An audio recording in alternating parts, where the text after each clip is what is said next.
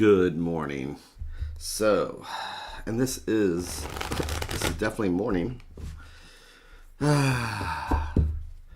So, totally forgot about setting my alarm last night. Totally forgot that I was going to be doing the readings this morning. Mina, she made sure I was up. Didn't even realize anything. If I didn't have the extra alarm set to remind me to do this is the type of morning that I'm having. And it reminds me why I had decided a long time ago to do morning meditations, morning reflections, seeing what the universe has to say. Because, there are days where I don't even see the big picture, where the universe could throw out all the hints and the clues at me, all the omens, all the signs, and I'm just not going to see them if I'm running around. So when I do stop, and when we do stop and actually reflect on what's going on for the day, then we can actually listen to the universe and say, oh, I've been running around so much, I didn't even...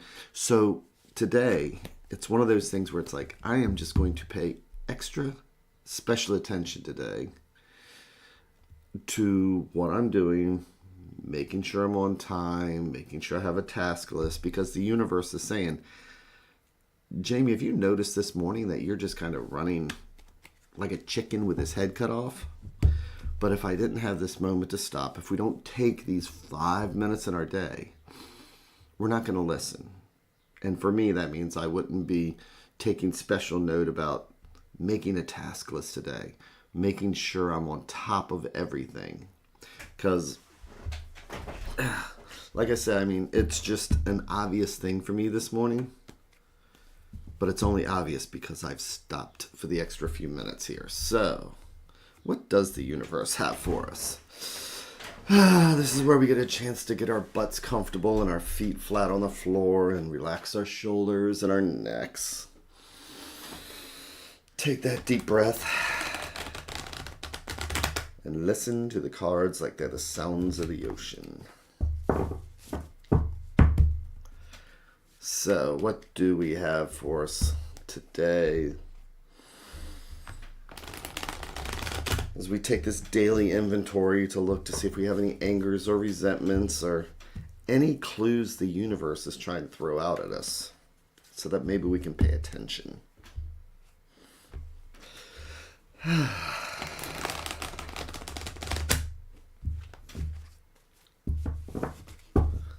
Okay, let's see here.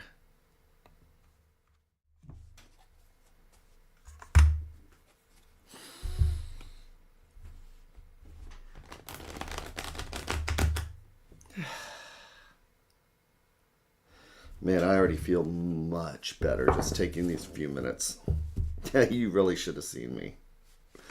My clock was totally off this morning. Good morning, Jenna. Oh my goodness, you should have seen me this morning running around. Sometimes it's hard to take care of ourselves. So I'm going to do our 3-in-1.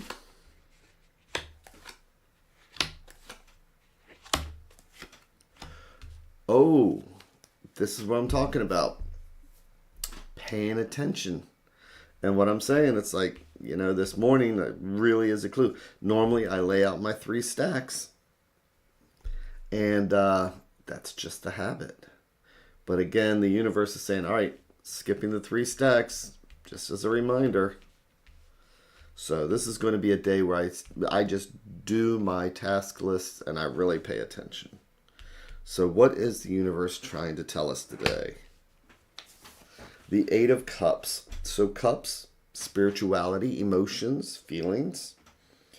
8s are about progressing forward, moving forward. And when I see the 8 of Cups, it almost looks like a map for me, where I have these different directions to go into. And sometimes with the 8 of Cups, it just reminds us that Sometimes we need to be willing to let something go to be able to progress forward. Sometimes we have something, that maybe we love, something that we're attached to. Sometimes we need to say, well, I need to walk away from it. So, the Four of Cups. Okay, so this is all about emotions and feelings because fours.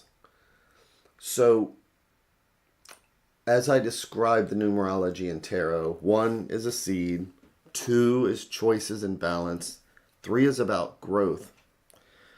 4, like the 4 legs on a table, 4 legs on a chair, 4s are about stability. But the thing about that is that this is the element of water. So if you have a river that flows into a lake and that lake has no outlet, or if you fill up a pool and you can enjoy that pool, but if there is nothing fresh going in, then that pool becomes stagnant. So spirituality, emotions, feelings are something that you don't want to become stable too long. If we're sitting here and we have to be willing to let something go with the 8 of Cups, but we hold on to it, fear, out of afraid of losing something, losing out on something, and we just keep holding on to it, that thing that was so precious to us after a while, it doesn't have a chance to grow, it stagnates, boredom can set in, all those things like that. So, wow. Today is absolutely about letting go and transition. So here we have our major. And our major card is the Death card.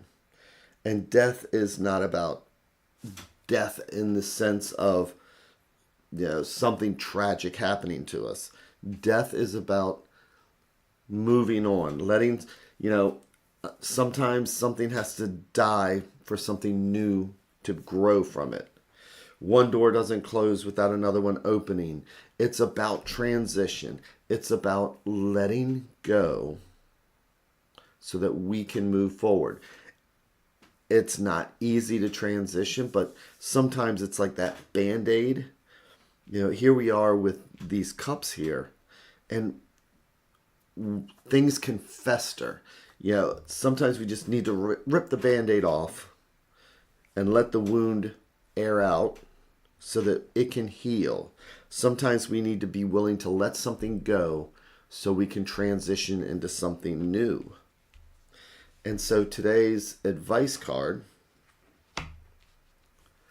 wow, it's the Hanged Man. Oh wow, so point on. Jenna's saying, so point on. I've had the last 10 chapters of my first series to finish. I've been feeling blocked from writing it. Just because I am not writing these 5 books does not mean I would go on to the other projects just as much as this. Yeah, so what is the Hanged Man?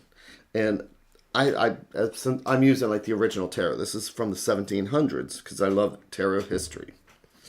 And tarot books tell us that the Hanged Man means sacrifice and acceptance, seeing things in a new way. But what was the Hanged Man originally? In the 1700s, 1500s I should say, the 1500s, if you saw a person hanging by one foot, in the 1500s, if you saw a picture of somebody hanging by one foot, this is how they would hang a traitor. This is how you would hang somebody as a punishment so people would know that you were a traitor, and it was a humiliation. But what I've come to discover is that the word traitor, one person's traitor is another person's hero.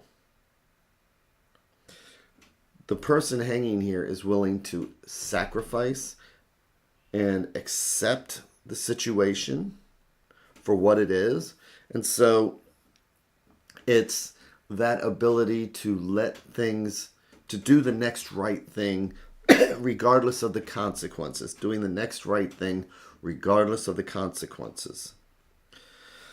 So today is one of those things where we want to take a look at what might be holding us back, what might be keeping us from doing the next few chapters of our book. Those things that deal with our feelings, and when we feel stagnant, sometimes it takes a sacrifice. Time is a sacrifice. Walking away from, if somebody's holding us back right now, I love them to death, but I need to be willing to just close this door and finish what I need to finish. I need to be willing to sacrifice whatever it is so that I can progress forward, because otherwise we stagnate.